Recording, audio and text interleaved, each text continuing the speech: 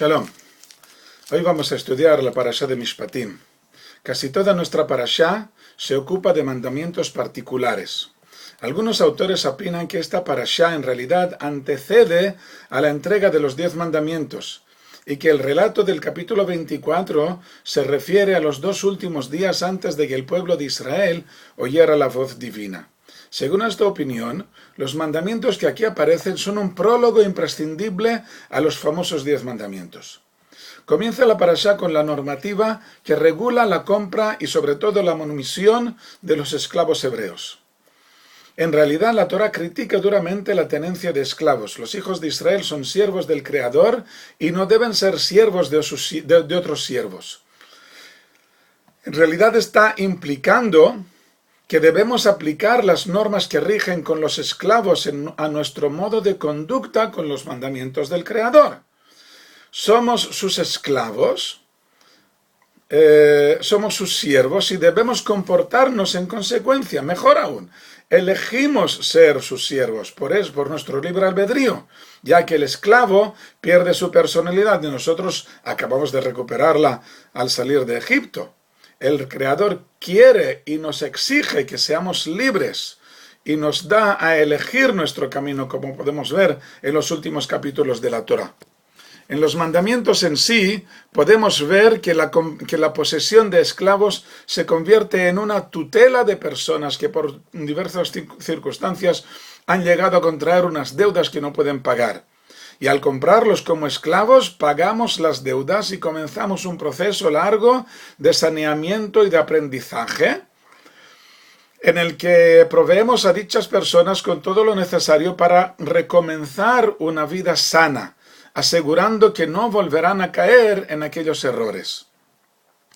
También la esclava hebrea es un tutelaje que debe convertirla en cónyuge del amo o de su hijo para sacarla de las circunstancias negativas que obligaron a su padre a convertirla en sierva. A continuación llegan las leyes sociales, las normas que aparecen en su aspecto negativo y que nosotros debemos descifrar su significado positivo. Al decir que un asesino merece la pena de muerte, significa que el valor de la vida está muy por encima de las molestias que te pueda causar la presencia de tu prójimo, hasta el punto de que si se la niegas, te estás negando tu propia vida.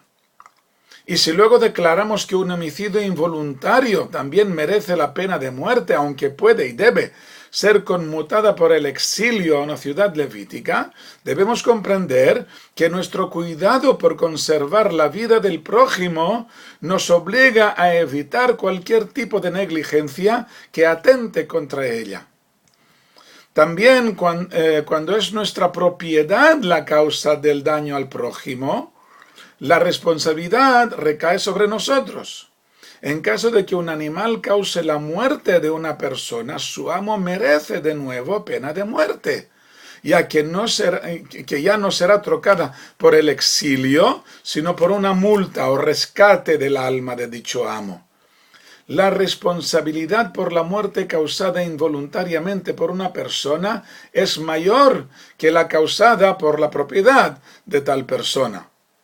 De tal modo van surgiendo distintos valores estudiados atentamente en el Tratado Talmúdico de Baba Kama, aplicando diferentes significados de los daños, el cuerno, el diente, la pata, el fuego o el accidente del terreno que aparecen en la parashá.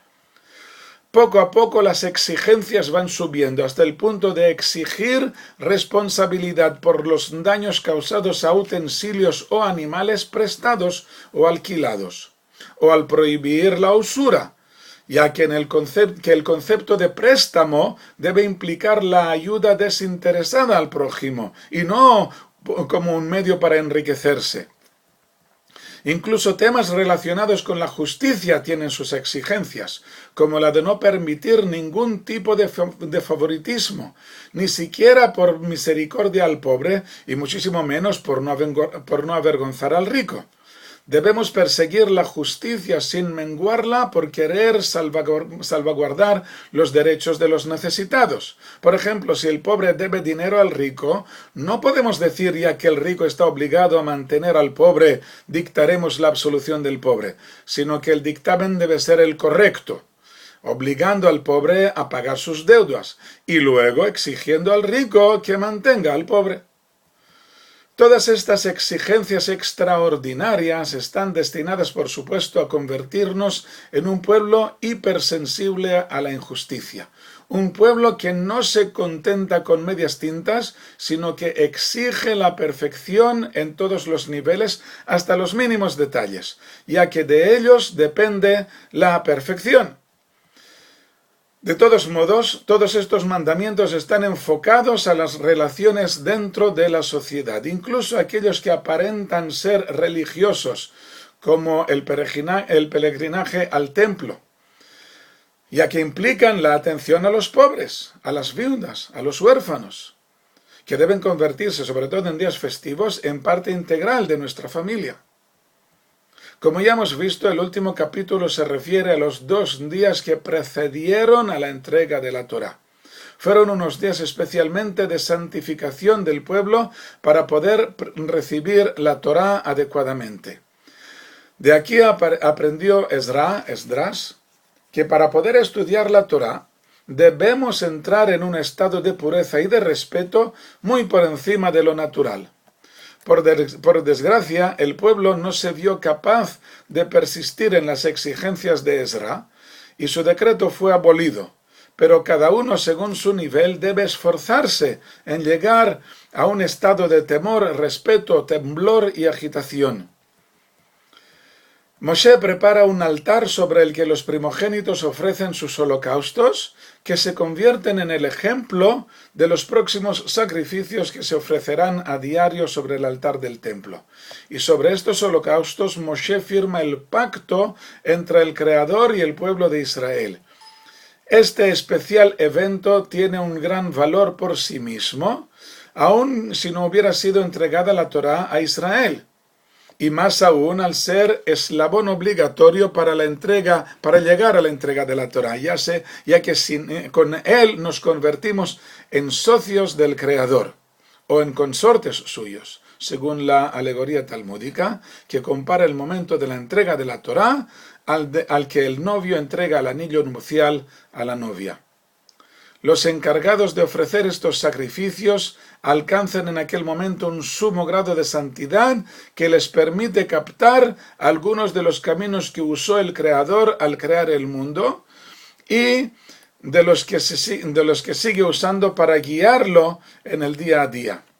Y Moshe sube al monte del Sinaí para recibir allí los detalles de aquellos 10 mandamientos generales que se convierten ahora en una extensa trama de puntos de referencia para que podamos llevar a cabo nuestra misión en esta vida. Shalom.